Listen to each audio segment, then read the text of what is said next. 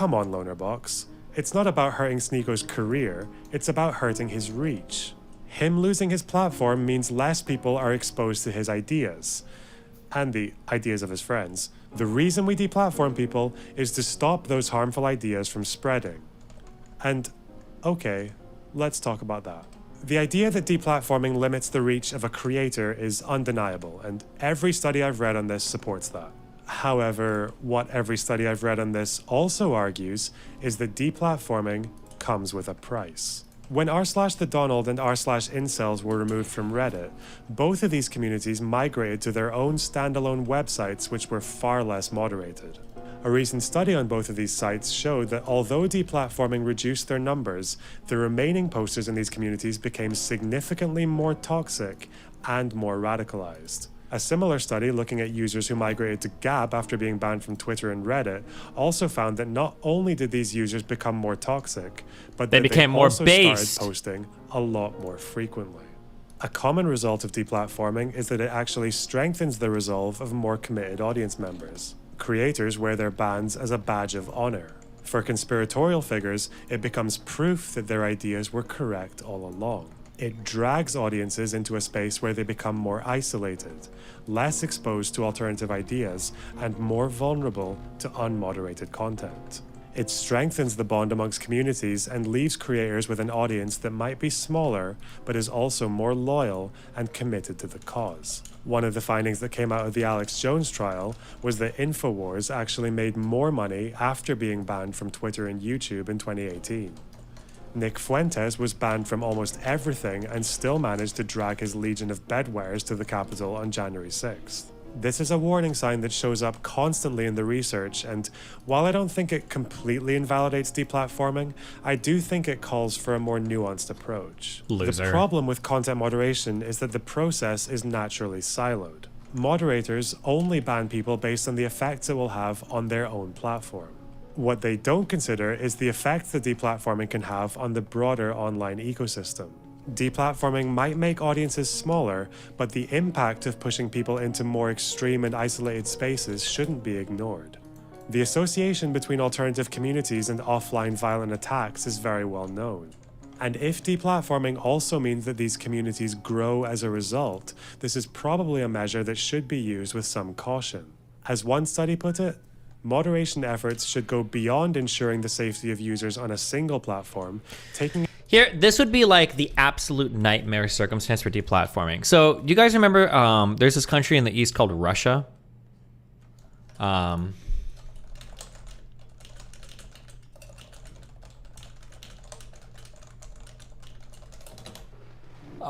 of the scary things, especially when we start talking about SWIFT, one of the scary things about sanctioning the fuck out of Russia and disconnecting them from the rest of the world is that at some point you lose your leverage over them. Like, at some point you're like, Russia, you need to stop. And it's like, why? What the fuck else can you do? Are you gonna nuke me? Then no, then fuck off. Because like at that point, right? Especially especially they were completely removed from SWIFT and they're sanctioned to fuck, they're cut off from markets. Like, what are you gonna do to them, right? That's pretty scary if Russia becomes kind of like sustained by the East, by their little Eurasian Eurasian empire. One worry would be is imagine if these dog shit social media sites actually got to a point to where like Gab or Truth Social or whatever. Wait, fuck. God damn it. Hold on. Just forget everything I just said. I wanted to talk to Lonerbox about this, but he didn't respond, but now he responded. So just delete all that from your brain.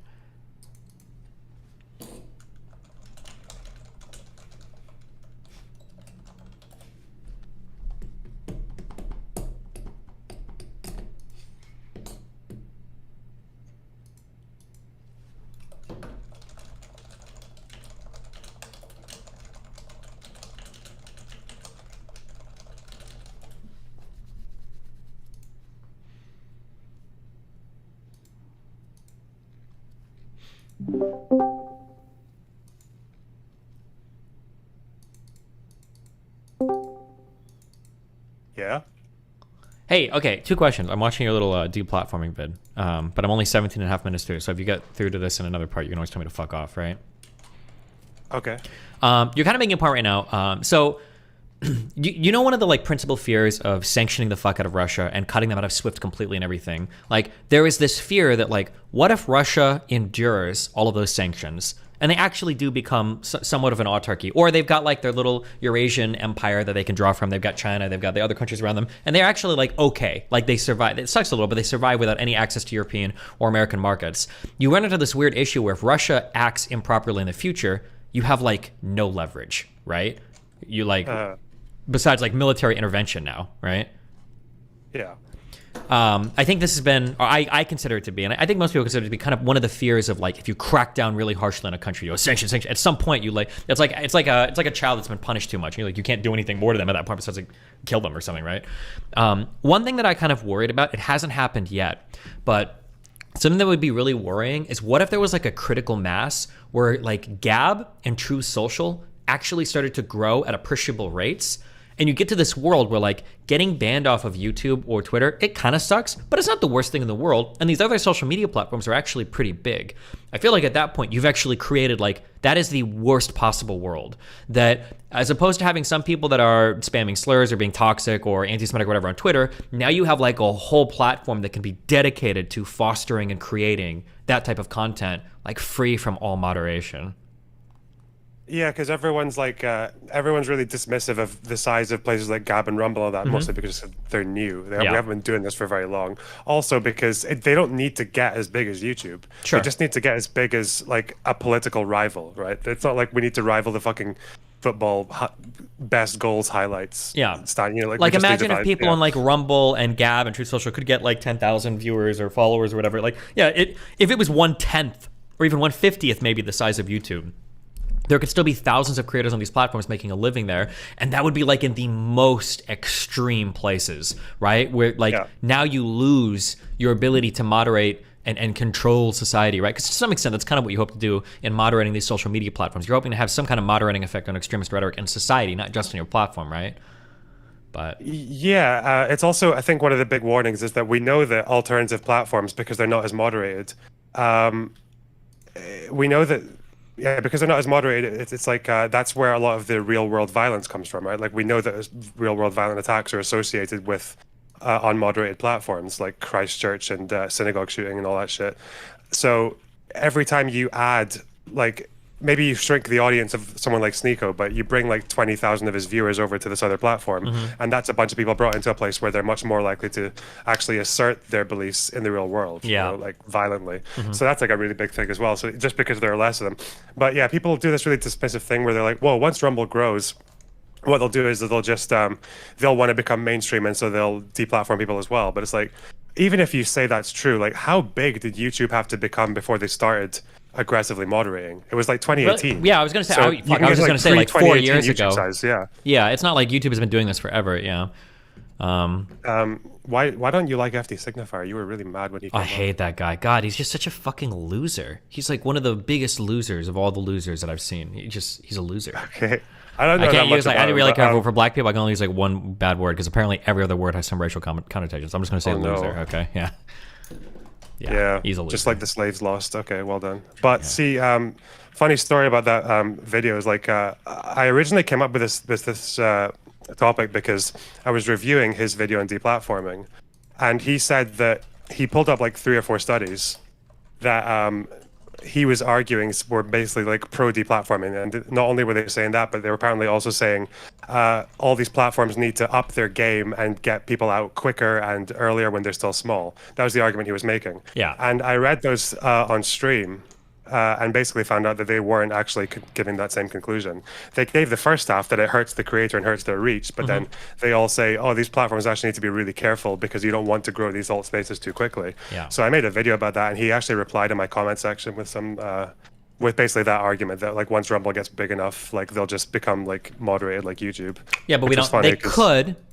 They could in an attempt to appeal to advertisers, or maybe they won't, right? It just kind of depends on where things swing. There is a world where the moderation shit becomes too intense on the left, and eventually some more advertisers like stop caring as much, right? Because like for whatever people say, I don't know what's happening yet, but I bet there are going to be advertisers that will come back to Twitter, right? It's a huge platform. If the people are there and the ad space is at a premium since not many people want to go there, like people would buy ads on it, right? Like imagine if you could get like 10 to 1 viewership or impressions per dollar on like some other alternative media platform versus Twitter. Yeah, maybe you're not going to get your A-list sponsors over there, your title sponsors or whatever, but you're going to get some people that will show up that aren't just going to be like Rifle Coffee or Buy Gold or some shit, you know? Yeah, and because as long as the platform's big enough, again, if you're a leftist, you're going to say corporations don't care; they follow the money. And if there's enough people on Rumble, then Exactly. yeah, they're not going to care about the standard anymore. It was really funny. I just thought it was weird that he mentioned that because he talks a lot about debate bros, even though that response of just saying like, "Oh, it'll be fine. Rumble will just grow and become like YouTube and deplatform." Everyone's like, that's kind of like what a debate bro would say, you know, just like on the spot, making up some kind of like resolution. But yeah, he's one of those people that hates debate people, like hates them. But the research I got for that video mostly came from him. I just used his studies, but actually like to actually read them. Different conclusions. Yeah. You can actually do that a surprising amount. If you ever want to debate somebody and they bring something up, just go like look it up. It's really funny how often it'll say like the conclusion will be the exact opposite. Usually what they do is they'll draw like one paragraph in like the first half of the study that kind of sort of like ostensibly supports what they're saying. But then when you like read further, either the researchers themselves say, well, this is why this isn't a problem, or they'll have like stuff that contradicts it like in the next section. It's happened to me so many times on stream. It's hilarious. Yeah, for the deplatforming studies, I almost blame the authors for it as well because they all do it in the same way. They all like spend half of the thing saying deplatforming is awesome because it fucks everyone over, but then they leave the second half for the whole like there's the consequences. But and they also like they're really drawn out as well because I don't know. Do you know how they measure toxicity?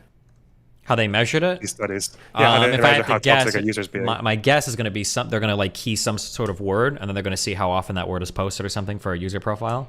What? So there's this website called Google Perspective API. Okay. You can just get to type in a phrase, and it gives you a percentage rate for how toxic what you're saying is. Okay, gotcha, nice. So you can workshop your tweets for toxicity before you put them out. Based. But yeah, no, the whole thing about the Russia analogy and just like if you push them too hard, then they'll not stop caring. Yeah, I mentioned all that. There's like I do like a little drawing of it as well with like different media spaces. So you said I could tell you to fuck off if I'd already said that, right? Yeah. Oh yeah. Oh no. I just meant like nice. I didn't want to come to this conversation like, oh, I addressed literally all of this in like 2 minutes. Like just watch it. You fucking. All right. Bye. Remember to hit that like and subscribe, and don't forget the notification bell so that my videos show up right in your feed.